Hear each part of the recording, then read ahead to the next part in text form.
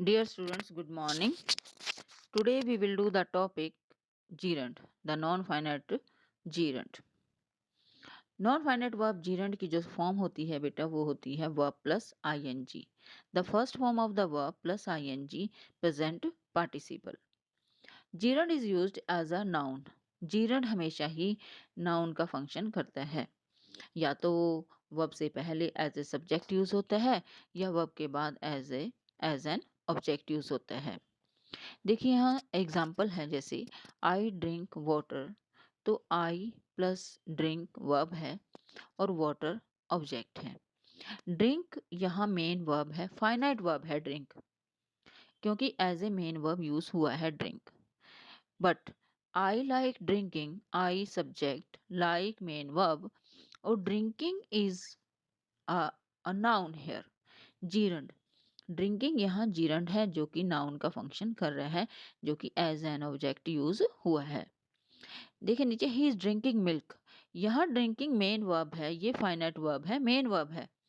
ऊपर ड्रिंकिंग क्या है, आई like drinking, like main verb है और ड्रिंकिंग एज अ नाउन है, एज एन ऑब्जेक्ट यूज हुआ है. He is drinking milk, milk यहाँ ऑब्जेक्ट और ड्रिंकिंग यहाँ मेन वर्ब है, ये है फाइनाइट वर्ब.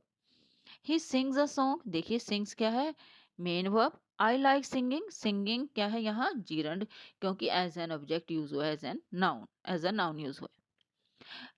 ये here are some other examples, जैसे painting is a good art, swimming is good for health. तो painting swimming as a subject use हुए हैं और ये है जीरंड जो कि नाउन का फंक्शन कर रहे हैं. I like dancing, she enjoys dancing, I don't know dancing. तो डांसिंग यहाँ लाइक इंजॉय नो वर्ब के बाद यूज हुआ है एज एन ऑब्जेक्ट और ये फंक्शन कर रहा है नाउन का. तो यह Jiran. Saying is believing, is को आगे पूरा कर रहा है बिलीविंग, ये कॉम्प्लीमेंट है. Our aim is passing the exam, our aim is what, passing the exam. तो पासिंग यहाँ कॉम्प्लीमेंट के तौर पर यूज हुआ है. He is fond of smoking, यहाँ प्रेपोजिशन के बाद जीरन यूज हुआ है.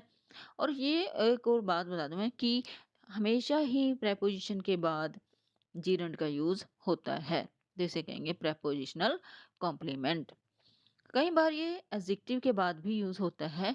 He was busy getting ready for his journey. तो ये एडजेक्टिव कॉम्प्लीमेंट है. ओके, यहाँ पर कुछ ऐसी वर्ब्स हैं जिनके साथ जीरंड का यूज होता है. तो ये हैं ऐसे ही लिखी हुई हैं, ध्यान से देखनी है आपने और इन्हें लर्न करना है. जैसे advise, advocate, allow, anticipate, appreciate, avoid, cease, choose, confess. ये वर्ब्स हैं जो आपने ध्यान से पढ़नी है और इनके साथ क्या यूज होगा, हमेशा ही जीरंड. यहाँ कुछ ऐसी वर्ब्स भी हैं जिनके साथ इंफिनिटिव यूज होता है कई बार, और कई ऐसी वर्ब्स हैं जिनके साथ सिर्फ जीरंड ही यूज होता है, वो आगे अभी मैं पॉइंट बताऊंगी आपको. बट यहाँ कुछ एग्जांपल है, जैसे I advised waiting till the proper time. तो आई के बाद एडवाइज्ड के बाद क्या यूज हुआ है, gerund waiting. You can choose staying hair और गोइंग विद मी. क्योंकि चूज मेन वर्ब है इसलिए यहाँ क्या यूज हुआ है, gerund. We discourage smoking here, can you justify your leaving the baby alone. तो जस्टिफाई एंड डिस्करेज है इसलिए यहाँ यूज हुआ है gerund. Would you mind opening the window, mind verb के बाद हमेशा ही जीरंड का यूज होता है. नेक्स्ट वीडियो में हम डिस्कस भी करेंगे कि कुछ ऐसी वर्ब्स हैं जिनके साथ जीरंड भी यूज होता है, जिनके साथ इन्फिनिटिव भी यूज होता है. दोनों में से क्यों दोनों कर सकते हैं, परंतु दोनों का मीनिंग चेंज हो जाता है. तो हम नेक्स्ट वीडियो में वो डिस्कस करेंगे. अभी यहाँ कुछ ऐसी वर्ब्स हैं जिनके साथ सिर्फ और सिर्फ जीरंड यूज होता है, जैसे avoid, delay, deny, dislike, enjoy, finish, forget, mind, imagine, pardon, postpone, risk, stop, suggest, try, understand. Try के साथ दोनों भी यूज होते हैं परंतु मीनिंग चेंज हो जाता है, इन्फिनेटिव भी यूज कर सकते हैं. But I dislike talking to him, stop talking. I avoid talking to him, don't risk going out in the rain. Risk, avoid, stop, dislike ये मेन वर्ब था इसलिए हमने यूज किया यहाँ जीरंड. ये कुछ ऐसे वर्ड्स हैं जिनके साथ आपने हमेशा ही जीरंड यूज करना है। जैसे वर्थ, ये एडजेक्टिव भी हैं और वैसे भी कुछ वर्ड्स हैं। Worth, be worth, no, no parking, no smoking, no talking, okay. Busy, it is no use, be use to, object to, can't bear, can't stand, can't help, be no use, be no good. इन words के साथ आपने हमेशा ही क्या use करना है? Gerund. It is no good cheating others, no good है इसलिए चीटिंग यूज हुआ है। Seema can't bear living away from her husband, can't bear है इसलिए लिविंग यूज किया है। We couldn't help laughing at him, help के बाद couldn't help. I can't stand talking in my room, this dress is worth buying, it is no use talking to him, no parking, no smoking, no talking, no walking, I am busy doing my work. I am used to doing hard work. I object to you sleeping in my room. It is no use waiting for him. तो ये word use हुए हैं इसलिए यहाँ हमने underline किया है, gerund use किया है। अब जीरंड की जैसे कि मैंने पहले बताया, अगर जीरंड प्रेपोजिशन के बाद डैश आता है तो हम वहाँ जीरंड यूज करते हैं। चाहे वर्ब प्लस प्रेपोजिशन आ जाए, चाहे ऑब्जेक्ट प्लस प्रेपोजिशन आ जाए, चाहे नाउन प्लस प्रेपोजिशन आ जाए, या फिर एडजेक्टिव प्लस जीरंड प्रेपोजिशन आ जाए, तो आप उसके बाद क्या यूज करोगे? जीरंड। देखिए एग्जांपल, यहाँ क्या है? प्रेप वर्ब प्लस प्रेपोजिशन, या फिर एडवर्ब हो plus gerund. Verb plus object हो, उसके बाद प्रेपोजिशन है, तो भी आप यूज करोगे gerund. He gave up smoking, up है, स्मोकिंग यूज है। I look forward to meeting you, I admired her for showing such courage, for है showing. She insisted on her coming with us, her यहाँ क्या use हो गया है? Object है, but उसके बाद भी ऑन के बाद बीच में आ गया है, बट फिर भी हम जीरंड यूज कर रहे हैं। He assured me of getting ready in lunch, okay.